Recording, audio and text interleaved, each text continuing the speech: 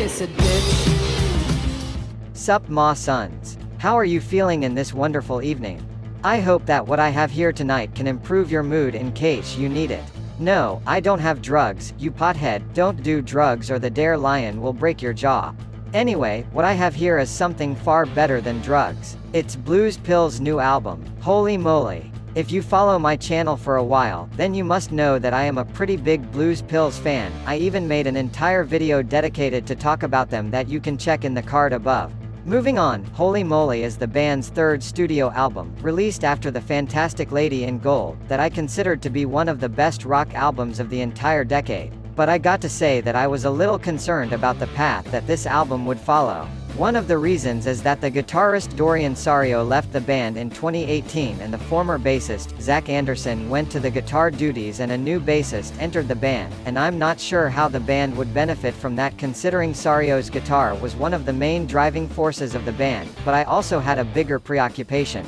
As I said before, I loved Lady in Gold, but the general reception of the album coming from the fans wasn't very positive. Some complained about how the album had significant style changes in comparison to the old sound of the band, that some people saw as selling out, but I saw as an evolution.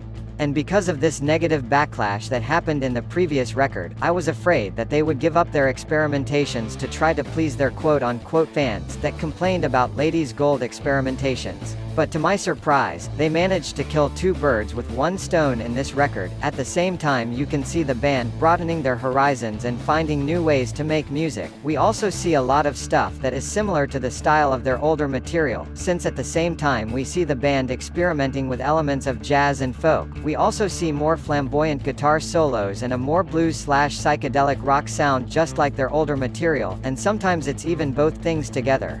I'm gonna mention some examples of those in the positive highlights section. Moving on, another really interesting thing that really caught my ears in this record is how Ellen Larson's vocal performance here is quite different from their previous records. The soulful and dramatic vocals that she used to make in her previous LPs are in terms is still present here but a little less frequent, and now she often goes into these really loud and violent screams to get in the high notes. It's like the vocals of their debut EP but with a more in-your-face type of approach. The song that we can hear that more frequently is the album's fourth track, California, that is clearly the band showing that they have been listening to a lot of Janis Joplin recently, because this song, not only vocal-wise but also instrumental-wise, sounds a lot like Joplin's music, especially in the Big Brother and Holding Company days, but much less raspy. This album also feels very different from their previous releases. It's much darker sound-wise, a lot like the album cover.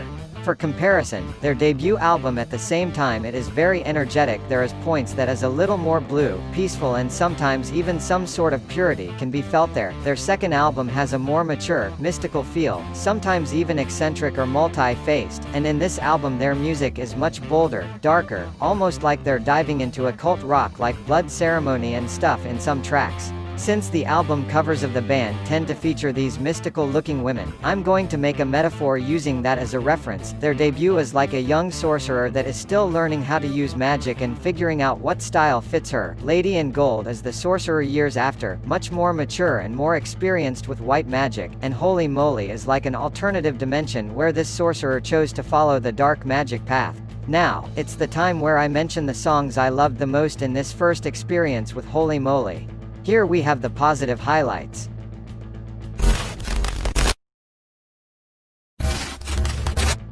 Track 1. Proud Woman. You know, when this song was first released it really didn't do much to me. I really liked the lyrical themes and I know that some people had a problem with it, and if you did, please grow up. Anyway, but besides the lyrics the song hadn't struck the right chord with me. But as time went by, I started to love this song more and more. It's quite interesting how simple this song is in its core. In the verses the guitar is minimal, the drums just keeps a steady rhythm, the bass is pretty much non-existent, but when the chorus bursts it goes like a party in the ears. In the end the songs gets louder, more energetic, more lively, and the party that we had before now becomes a frenzy. Track 2. Low Road. This is one of their less experimental tracks in the record, but it shines in the things that made the band so good even in their early days. The guitar is so vibrant and wild, I can taste the sounds when it plays, and boy, does it taste good. It's a feast for the ears. If you are more a guitar person, this song is perfect for you. Track 5. Rhythm in the Blood. This song begins with this loud witch-sounding scream that is pretty much asking you to pay attention cause things are about to get good here, and boy, they do get insane. First of all, the bass line of this song is freaking fantastic, it's frenetic, groovy, compelling, and the true star of this song. The smooth guitar feels like it flies around the bass and the vocals in a very funky rhythm. The chorus might be short, but it's very fun and the melodic ooze there add a soulful touch to it, and then we have a guitar solo that hits you like a truck, especially combined with the wild drums. And boy, this song got me in such a way pretty much obliged me to fall in love with it. To me, this is the best track of the album, but I got to say that it was hard to decide, considering I also fell in love with another song.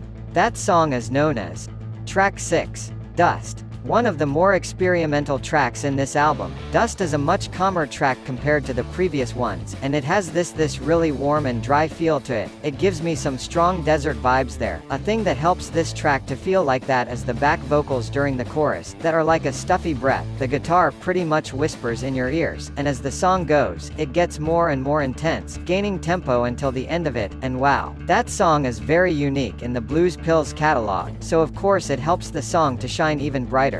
Like the sun in a desert. Track 7, Kiss My Past Goodbye. This song is like a darker counterpart of the song Rejection, that was featured in the band's previous record. Both songs feel pretty wild and carry a strong esoteric atmosphere there, but here it's much louder and wilder. The scream in the chorus is monstrous yet beautiful. And after the second chorus there is this Kiss It Bitch that adds a little humor to the song's heavy atmosphere. Track 10, Song from a Mourning Dove.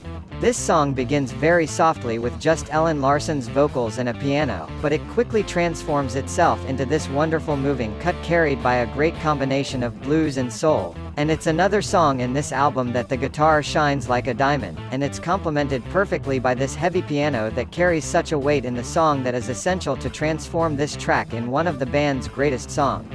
And after these incredible tracks, it's sad, but now I got to mention the singular negative highlight.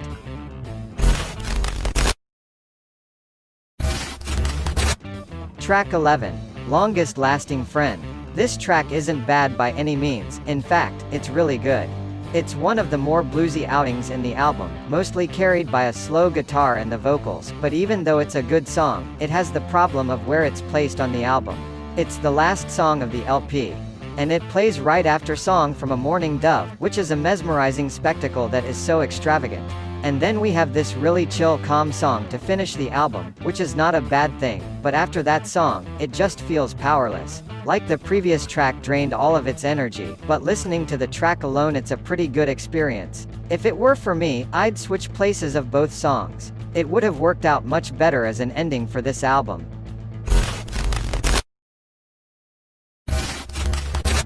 Well, that was Holy Moly. Clever naming, because that is what I said after I heard it. This album surpassed my expectations by 1,000 miles. I was expecting it to be the band's worst record, but in reality it's right in the middle. It got my love, and it showed that the band is still on the top of the world and powering through all of its obstacles. Can't say much else. I guess it's clear that I loved this album, and the score I'm giving to it is a 9.8 out of 10. It's not as good as Lady in Gold, but it assuredly lives up to its name. Hey, thanks for watching the video until here. What are your thoughts on Holy Moly? Please, share your view in the comments and make sure to leave a like and subscribe to my channel if you want to support my videos. My name is Marshall and see you next time.